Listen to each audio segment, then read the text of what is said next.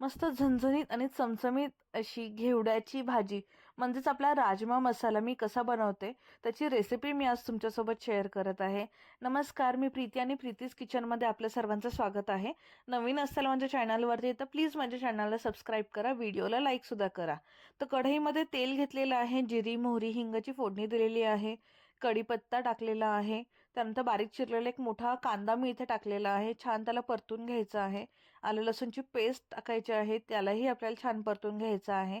मसाल्यासाठी मी थोडीशी जिरी, त्यानंतर धणे, लाल मिरच्या आणि थोडीशी मिरी जी आहे त्याला छान परतून मिक्सरच्या भांड्यामध्ये काढून घेतलेलं आहे. त्याच भांड्यामध्ये एक टोमॅटो आणि थोडंसं पाणी टाकून त्याची छान प्युरी करून घेतलेली आहे.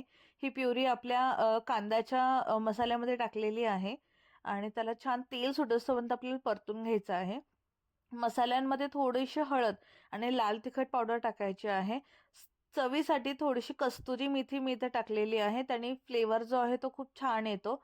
आपला मसाला छान परतून झाल्यानंतर त्यामध्ये आपल्याला जो शिजवलेला घेवडा आहे तो टाकायचा आहे. घेवडा शिजवतानाच त्यामध्ये मी मीठ टाकलं होतं, त्याच्यामुळे मी ॲडिशनल मीठ कुठं टाकलेलं नाही आहे. कन्सिस्टन्सी तुम्ही तुमच्या हिशोबाने ॲडजस्ट करू शकता.